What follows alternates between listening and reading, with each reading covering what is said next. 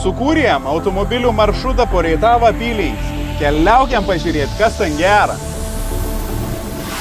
Nu, atvažiavim prie pirmojo mūsų sustojimą.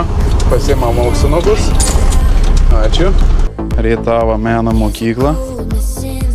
Čia turizmo informacijos centrus kito pusėje. Čia buvusi dvaro oficina. Nu, mes jau vaikščiam parku. Čia tvenkinys, viskas dabar tvarkom šiuo metu. Taka, labai daug gražių medžių. Keliaujam toliau. Pro tiltėlį praeini. Ir toks ožols gražuolis.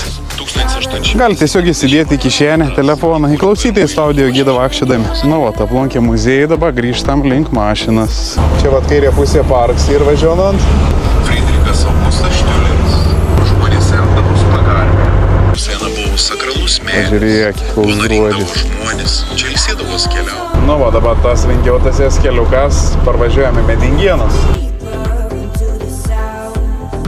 Čia paminklus Vytauto vyra. Artėjom prie Montrimo ąžuolų. Montrimo ąžuolėlis. Šimtmečius menuojantį medį senolį. Aišku, čia per kamerą neperteiksi to normaliai. Sukam į šalutinį keliuką ir važiuojam tiesiai pas bitininką Albiną.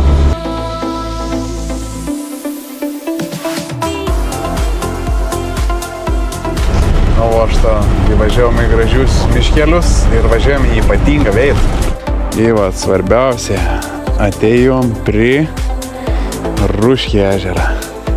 Matos, bet šitą per Tontarpėlį vaizdėlis tai tikrai įspūdingas.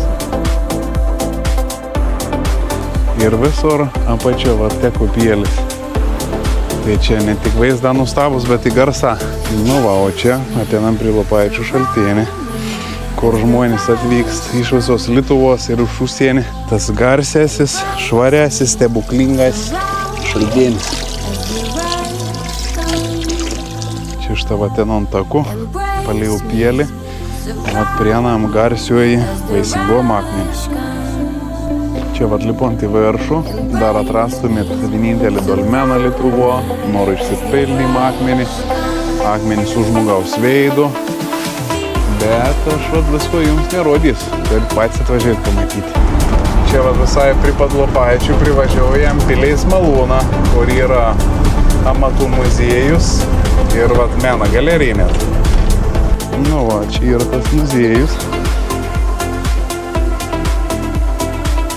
Nu įvažiuojame į Senąjį Žemaitijos sostinį Tverus. Čia įvažiuojame į patį Tverų centrą. Čia didelį tvorą Mūrėnį.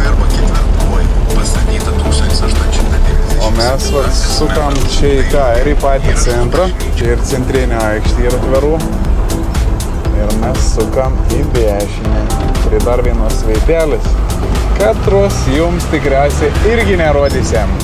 Jeigu atvyksit patys ir pamatysit. O dabar, jeigu dar dirbs, kavinė atmosfera, užsuksim pavalgyti.